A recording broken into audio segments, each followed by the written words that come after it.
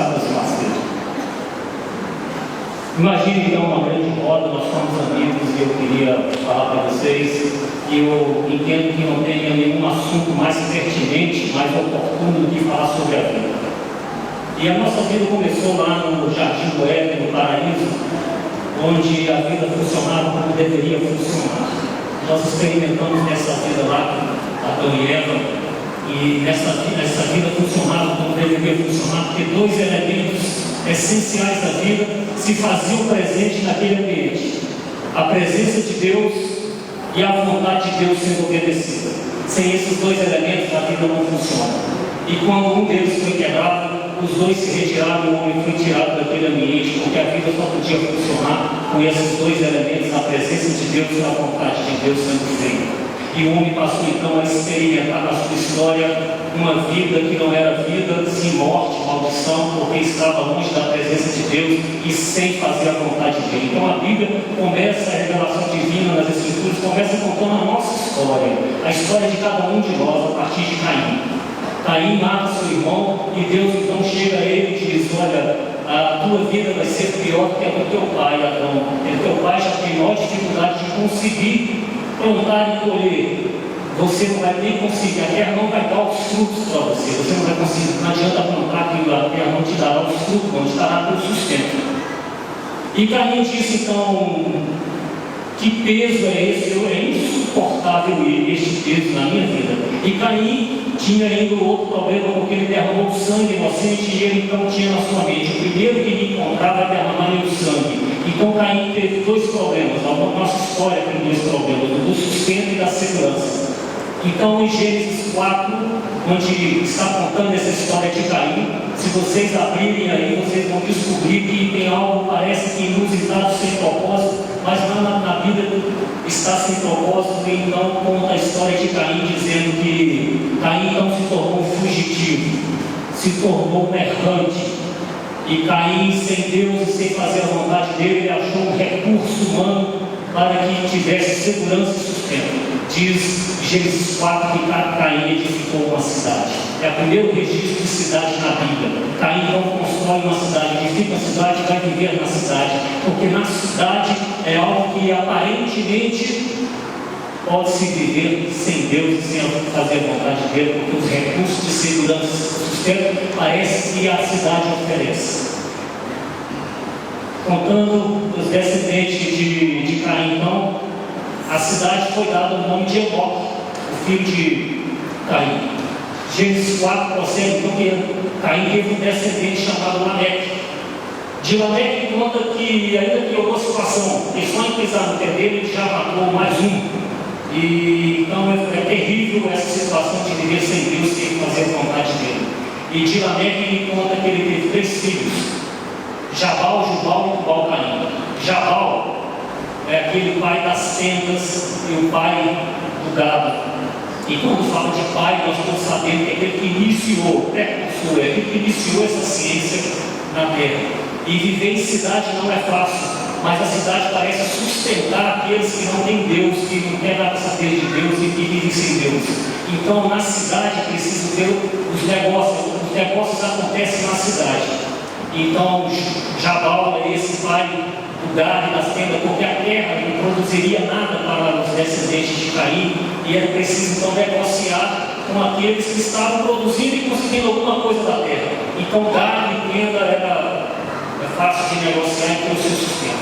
Mas Lameque teve um outro filho chamado Jubal, e Jubal conta que ele é o pai dos tocadores de flautas, instrumentos musicais. E nenhuma cidade sobrevive, ninguém sobrevive sem Deus e sem fazer a vontade dele, porque é muito pesado viver assim, então é preciso de entretenimento. E o Jubal traz então o entretenimento para a cidade. E ele tinha um terceiro filho, que é Tubal-Caim. Tubal-Caim diz que é o pai de todos os artífices e que produzia todas as técnicas, todos os instrumentos, e então a tecnologia. A cidade também está com seus recursos de tecnologia, e assim vivem aqueles enganados no engodo de que pode viver sem Deus, sem obediência, mas vive segundo os recursos do homem, os recursos do homem a cidade oferece. Mas Gênesis 3,15, lá antes dessa história iniciar, vem a sentença de Deus para aqueles que erraram, principalmente a serpente, dizendo assim: colocarei inimizade entre ti e a mulher, entre a tua descendência e o descendente da mulher. Aí já está estabelecido por Deus que a humanidade teria dois caminhos: o caminho da descendência da serpente e o caminho do descendente da mulher. O descendente da mulher, nós sabemos todos que é Cristo, está revelado lá na frente na Escritura, e nós vamos chegar até ele. O caminho de Caim é o caminho que representa todos nós. Caim e Abel representavam a humanidade, não é só Adão e Eva que representam a humanidade. Todo o início da história, de Gênesis, é a gênese da nossa história. Nós todos somos parte daquela história e eles representam nós e nós vivemos aquilo também. E Caim e Abel eram representantes disso. Então vem Gênesis 3,15 dizendo que há um outro caminho. E esse outro caminho, no finalzinho do capítulo 4 de Gênesis, diz que Deus deu um outro filho a Adão e Eva para substituir Abel, aquele que foi morto. E este filho é chamado Sete, e é dito que o filho dele, Enos, a partir deste daí, foi então invocado, começou a invocar o nome do Senhor. Invocar o nome do Senhor, queria a presença dele. A humanidade sentiu que tinha de ter a presença de Deus, porque não, a vida não funcionaria. Então, a partir de Sete, da sua descendência, de novo Deus diz: eu fiz para que tenham vida e vocês terão vida. E Deus, então, a partir dessa genealogia, desses descendentes de Sete, Deus vai chamando um a um para ter a presença de Deus e fazer a vontade dele. Tanto é que na genealogia, que é um padrão da genealogia bíblica, a partir de Sete, vive 7 tantos anos, teve fulano como filho, viveu mais tantos anos e morreu. O filho viveu tantos anos, teve seus filhos, viveu mais tantos anos e morreu. É assim o padrão bíblico da genealogia. Mas essa genealogia de Sete é quebrada em dois momentos. Ela é quebrada quando chega em um chamado Enoque. Existe um Enoque também de Sete, como tem um Enoque de Caim. E ela é quebrada novamente lá na frente, no final, para dizer algo a respeito de Lameque. Existe o Lameque de Caim, mas existe o Lameque de Sete também. Então, há um contraponto proposital aí entre o caminho que Caim foi e o caminho que Deus chamou Sete para ir. De Enoque de Sete, enquanto que Enoque de Caim, é dito que a ele foi dado, o nome dele foi dado a primeira cidade, recurso humano para viver sem Deus e sem a vontade de Deus, essa tentativa de glória de viver assim. Para Enoque de Sete, é dito que ele andou com Deus. Enquanto que Lameque de Caim é dito a respeito dos seus 3 filhos, e eles trouxeram recursos para fazer a cidade funcionar. Para Lameque de Sete é dito que o filho dele traria algo, excelência para a humanidade, e o nome dele era Noé. Então começa a história de Noé, que todos nós já conhecemos, e de Noé é dito que ele teve 3 filhos. Depois de todos já pereceram, fica a família de Noé. Noé tem 3 filhos, mas de novo fica aquela palavra de Deus que a humanidade teria 2 caminhos. 3 filhos de Noé, Sem, Cã e Jafé. A genealogia geralmente começa na Bíblia pelo primogênito, mas com Noé não começa pelo primogênito, começa com os outros 2, Cã e Jafé. E de Cã e Jafé vem então a genealogia e Gênesis 10. Dá uma olhadinha em Gênesis 10 e vocês vão ver que não tem só o nome de pessoas, há muito mais só o nome das cidades. Cã e Jafé são cidades e cidades e cidades que são citadas lá. Para citar 3 que vocês conhecem: Babel, Sodoma e Gomorra. Além que é o primeiro registro de uma grande cidade recente. Cidade, cidade, cidade, esse é o caminho da humanidade. E 2 filhos seguiram esse caminho e só um seguiu o outro, porque o caminho da humanidade mais fácil é o caminho mais largo. E o caminho mais estreito, então Deus separou o Sem para caminhar esse caminho mais estreito. A genealogia de Sem só cita nome de pessoas, porque quem interessa a Deus são as pessoas e não os recursos da humanidade, as construções da humanidade. Essas construções da humanidade para a sobrevivência ficam no caminho de Cã e Jafé, no caminho de Caim. Então vem Sem, e na descendência de Sem desemboca em Abrão. Aí nós vamos ver a história de Abrão, Deus chamando o povo. Mas antes de entrar na história de Abrão, é registrado uma história, um episódio que nós lembramos todos como Torre de Babel. Mas, na verdade, não é Torre de Babel, não deveria ser esse título Torre de Babel, porque não é a Torre de Babel que está em ênfase. Se vocês lerem lá, vocês vão ver isso em Gênesis 11, já leram? Gênesis 11 diz que eles resolveram construir uma cidade e uma torre. E Deus então desce para ver uma cidade e uma torre. Não era só a torre que era o problema, era a cidade. E no final da história diz que Deus fez o que fez, deu línguas estranhas para cada um, e resultado, cessaram de edificar a cidade. Não se fala mais da torre, porque o problema era a cidade. Vem Adão. Adão é chamado de onde? Para sair de onde? De Ur dos Caldeus, uma cidade enorme, riquíssima, multicultural. E ele sai dessa cidade com todos os recursos para morar, para viver numa terra e não numa cidade. Deus não chamou Adão para morar numa grande cidade com todos os recursos que o homem poderia oferecer para ele, mas ele foi para uma terra. E quando ele chega nessa terra, ele não edificou uma cidade, ele não morou numa cidade, ele edificou altares, porque altar significa chamar a presença de Deus, querer a presença de Deus. E Abraão foi aquele exemplo de obediência e ter a presença de Deus na vida dele, porque Abraão experimentava da vida. E a vida só funciona com a presença de Deus, com a obediência dele. Abraão, como passa a história, tem um episódio sensacional com Abraão, fala de Ló, eles se dividiram. E quando eles se dividiram, Abraão deu a Ló a oportunidade de escolher onde queria morar, e Ló escolhe um lugar magnífico de terra para morar. Entretanto, era próximo de Sodoma e Gomorra. Então, esse episódio que fala que Ló escolheu tal região próxima a Sodoma e Gomorra, quando vai falar de Ló de novo, Ló já é um cidadão sodomita, força da atração da cidade. A cidade exerce uma atração enorme sobre a vida do ser humano. Então, Ló já estava dentro da cidade.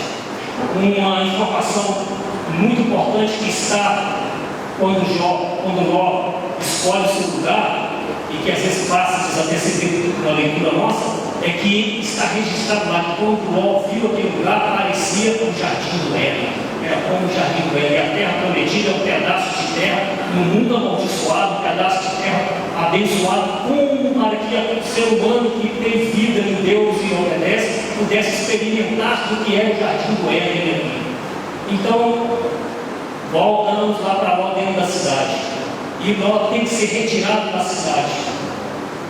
Quando é retirado, a força da atração é tão grande que Ló diz: espera aí, deixa eu chamar meus dois gêmeos, eu não quero que meus dois gêmeos lá, porque a notícia que eu recebi que a cidade vai ser destruída, eu não quero que eles sejam destruídos junto com a cidade. Então ele vai até os dois gêmeos, e os dois gêmeos riem na cara dele, dizendo: tá maluco?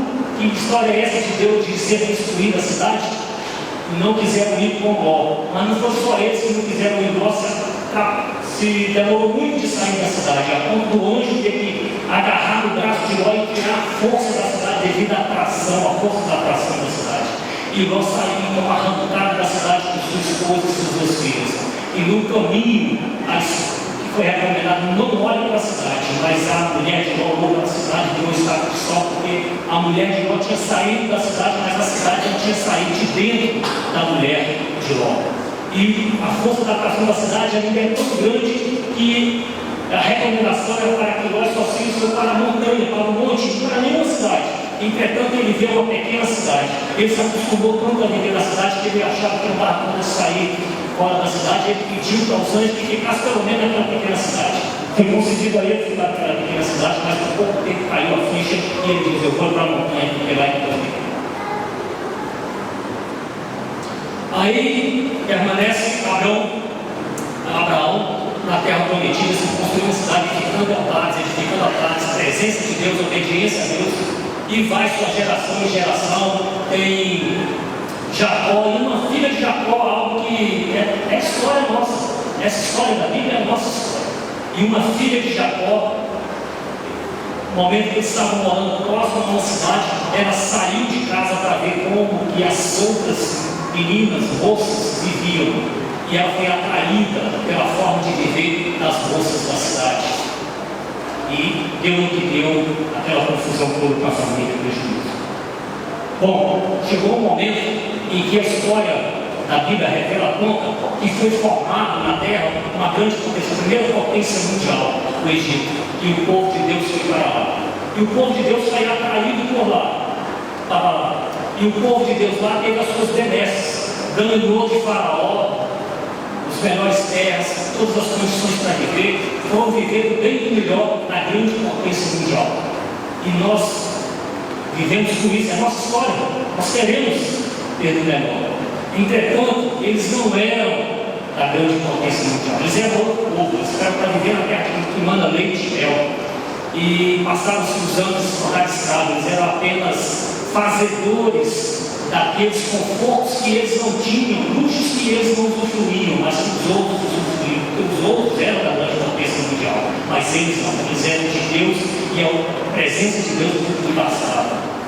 Chegou a hora de sair de lá, eles são tirados lá e agora é formado a grande nação. E na formação da nação, eles passam pelo deserto e ali eles recebem os dois elementos essenciais para fazer a vida funcionar. Eles receberam o tabernáculo, a presença de Deus, e eles receberam a lei, a obediência a Deus. São os dois elementos sem o qual a vida não funciona como deve funcionar. Então eles tiveram essa experiência de ter o tabernáculo e a lei e foram para entrar na terra prometida. Para entrar na terra prometida, eles tiveram que fazer a primeira atividade, a primeira ação deles ao entrar na terra prometida foi destruir uma cidade. Destruição de Jericó. Jericó era uma cidade fortaleza, cujos muros eram famosos na região de que eram intransponíveis, inquebráveis. E eles tiveram que entrar, antes de entrar na terra prometida, destruir a cidade para saber que os recursos que eles iam ter naquela terra não era de cidade nenhuma, não era recurso humano nenhum, era a presença de Deus e a obediência à vontade dele. Era isso que dá prosperidade a eles, era isso que ia fazer a vida funcionar como deveria funcionar. Então eles destroem aquele muro e Deus é sensacional, porque na destruição do muro, a falha estava justamente no muro, a moradora do muro, foi a partir dali que o muro foi destruído, a cidade foi destruída. Então vem toda a história do povo em Israel, passado de Juízes, no livro de Juízes que nós lemos, Deus deixou eles viverem lá, e quando a coisa apertava, aí eles se lembravam de Deus e Deus levantava um libertador. Isso foi todo o período dos Juízes, mas não dá para viver assim, não dá para viver assim, só quando a coisa aperta a gente lembrar de Deus e nos libertar quando a coisa aperta. É preciso estar com Deus o tempo todo. Então Deus levantou Samuel, e Samuel foi aquele que deu direção à nação do que Deus queria. Deus falava com ele e dizia o que tinha que ser feito. Todo o tempo da vida de Samuel. Foi a primeira forma de governo que funcionou na terra, e a única forma de governo que funciona bem na terra é a teocracia. Mas a teocracia funcionou até Samuel, e com Samuel terminou porque o povo achou que não daria conta de continuar assim com os filhos de Samuel, e eles pediram algo que não deveria ter pedido. Eles pediram um rei segundo as outras nações. Eles pediram uma forma de governo segundo as outras nações. Eles pediram ser governados segundo as outras nações. E Samuel se entristeceu dizendo, e eles que rejeitaram, e Deus falou para Samuel, não Samuel, eles não te rejeitaram foi a mim. Então eles tiveram todo o prejuízo disso. Primeiro Samuel 8 conta todo o prejuízo de ter um rei humano sobre si, um governo humano sobre si. Porque o governo das nossas vidas é Deus, aí é que a vida funciona como deveria funcionar. Então vem aqueles reis todos, Davi, vem Saul primeiro, mas o escolhido de Deus era Davi. E Davi foi buscado no campo, não numa cidade, ele foi buscado no campo para reinar. Reina Davi, reina Salomão, e todos reinando, e com todos de Israel pecaram contra o Senhor, se esqueceram de Deus, reinaram contra o próprio. Alguns de Judá reinaram pensando em Deus na sua lei. Então Deus levantou profetas, e profetas vieram com o dedo em riste a este povo, dizendo: se não se voltar para Deus, não pedir a presença dele e andar conforme ele disse que deve andar, não tem prosperidade, não tem sucesso aqui. Dois que falaram contra o que o homem estava dependendo de recursos humanos da cidade, foram dois profetas que foram trazidos do campo. Os dois profetas que foram trazidos do campo, Miqueias e Amós. Agora eu vou ler o que eles falaram.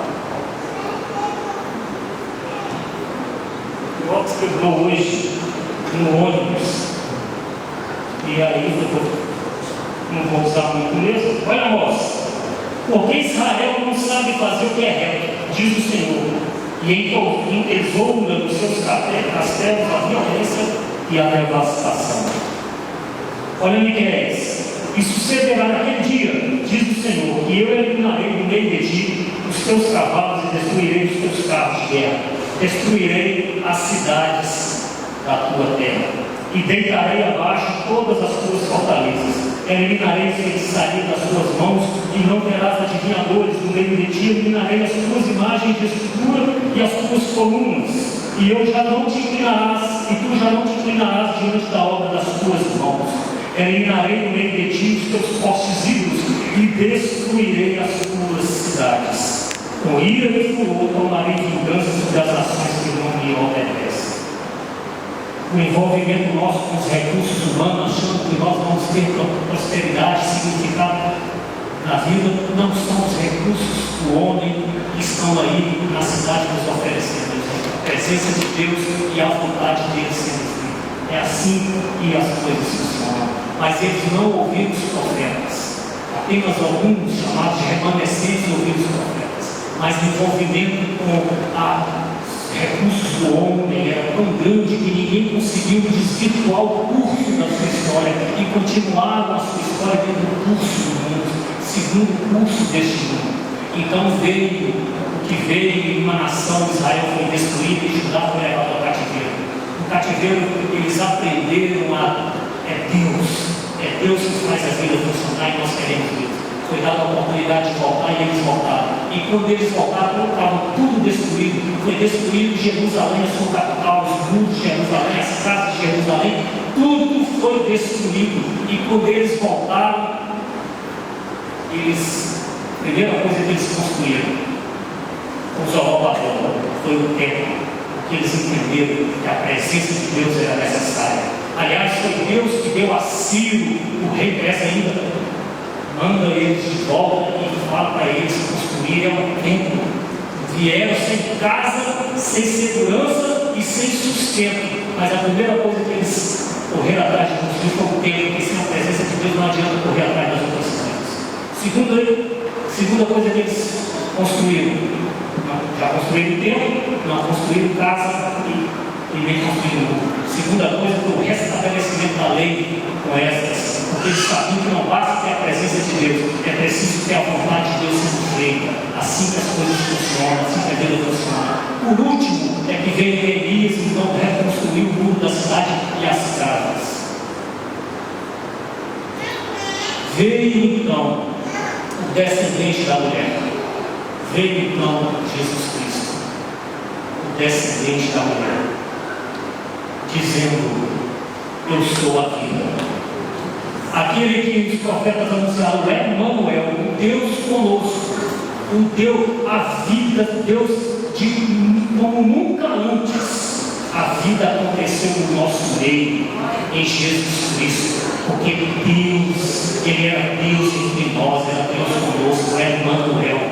E Marcos e Mateus registram, Marcos em 1, versículo 14 e 15, quando foi batizado e com o Espírito Santo ele saiu para anunciar o Evangelho. Ele conceitua, define o Evangelho com essas palavras, o próprio Jesus. O Evangelho o tempo está cumprido, o Reino de Deus está próximo, arrependei-vos e crede no Evangelho. O Evangelho é o Reino de Deus está próximo. O Reino de Deus é o domínio, o controle, a vontade de Deus sendo feita. Pronto, estava aí a vida de volta. Deus presente entre nós. E a vontade dele, o controle dele, o domínio dele sobre as nossas vidas. A vida estava de volta. Mas a vida estava ainda em Jesus Cristo e somente nele. Estava entre nós, mas não estava ainda dentro de nós. Então Cristo vem, morre e ressuscita com uma mesma moeda com dois lados. A morte de Cristo significa a morte da morte, para que pudesse viver a vida na sua plenitude. E ele vive para que tenha vida e a tenha em sua plenitude em abundância. Então ele vem e vive a vida em abundância, mas ainda estava nele. 40 dias depois da sua ressurreição, ele chama os seus discípulos e diz: é preciso que eu vá para que eu volte, porque eu não te deixarei órfãos, eu não deixarei vocês órfãos. A minha missão aqui foi trazer vida, e eu trarei vida a vocês. Fiquem em Jerusalém até que do alto sejais revestidos do poder da vida. Então eles ficaram em Jerusalém até que o Espírito de Deus, o Espírito Santo, descesse sobre eles para dentro deles. E não era o Espírito Santo apenas, era o Espírito de Cristo. Então Cristo foi de forma corpórea para que viesse de forma espiritual, habitasse em cada um de nós. Então agora nós temos a vida acontecendo dentro de nós, porque duas coisas acontecem dentro de nós, dois elementos. Deus está em nós e nós somos levados, capacitados e queremos fazer a vontade dele. A vida funciona, não tem como. Então vem as palavras de Jesus: louco e corre atrás das coisas que a cidade e os recursos do mundo oferecem, e você estoca tudo em casa e você corre atrás disso. Não vos preocupeis porque a vez de comer e vestir. Buscai em primeiro lugar o meu reino, e todas essas coisas vos serão dadas. Enquanto tu dormes, eu te dou. Quando levantas, esteja na minha, ande comigo. É isso que é vida acontecendo. Registro então o último livro. O último livro de Apocalipse é um livro que fecha toda a mensagem do plano bíblico. Fecha toda a mensagem da Bíblia. E o livro de Apocalipse então começa com a primeira visão, quando João ouve uma voz dizendo: escreve às igrejas que você vai ver e ouvir. Então ele se vira para olhar. João ouve a voz e ele se vira. Então me virei para ver quem falava comigo, e quando me virei eu vi 7 candeeiros de ouro, e no meio dos 7 candeeiros alguém como semelhante a filho do homem. O próprio filho do homem disse para João: os 7 candeeiros são as igrejas. Então João, na hora que vai olhar Cristo, ele vê vocês, ele olha vocês e ele vê Cristo. E assim a vida funciona. Porque eu vejo vocês, eu vejo a vida acontecendo em vocês. E isso faz a vida acontecer em mim também. Apocalipse diz então que na segunda visão que João vai ter, tem uma porta aberta, que já estava aberta, não abriu para João entrar, essa porta está aberta, o acesso ao céu está aberto. E João é levado para lá e ele vê a visão do trono. E todas as coisas ao redor do trono. O único ponto fixo é o trono, e aquele que está sentado no trono, mas todos os seres viventes estão ao redor do trono, porque é assim que a vida funciona, é ao redor daquele da onde a vida emana. Quando Deus criou, ele tomou a decisão de fazer a vida acontecer para além dele, mas a vida acontece para além dele, mas não acontece fora dele, acontece ligada dele, porque é onde a vida está. Então essa visão do trono que João tem, João vê todas as coisas acontecendo, desdobrando aqui na terra. A primeira que ele vê é quando os 4 primeiros seres são abertos, vem aqueles 4 cavaleiros do Apocalipse. O primeiro que sai é o cavaleiro do cavalo branco, que saiu para vencer e venceu. Os outros 3 é o cavalo da guerra, da morte, da fome e da morte. A guerra que cada um de nós lutamos dia a dia por nós. Eles estão na nossa história, na história de cada um de nós. Entretanto, ele saiu atrasado, porque o primeiro cavalo já saiu para vencer. O terceiro cavalo é o cavalo da escassez, da fome que nós lutamos também todos os dias. Ele faz parte da nossa história, a escassez. Mas esse cavalo já saiu atrasado, porque o cavalo que saiu primeiro é o cavalo daquele que saiu para vencer e venceu. E ele nos ensinou a orar, dizendo: Pai nosso, dá-nos o pão de cada dia. O terceiro e último cavalo é o cavalo da morte, mas que também saiu atrasado. O primeiro cavalo que saiu é o cavalo que venceu a morte. É o cavaleiro que venceu a morte. Então termina o livro de Apocalipse, antes de terminar, em todas as sequências da história, da nossa história, e vai terminar o livro de Apocalipse, fechando, já terminando, capítulo 17, 18 e 19, onde fala da destruição da grande cidade, da destruição da Babilônia, da meretriz, da prostituta, da grande cidade. E aí eu queria ler só alguns trechos sobre essa destruição da grande cidade, para vocês verem que tem tudo a ver com o início da história em Gênesis. Veio um dos 7 anjos que tem as 7 taças e falou comigo, dizendo: Vem, mostrar-te-ei o julgamento da grande meretriz que se acha sentada sobre muitas águas, com quem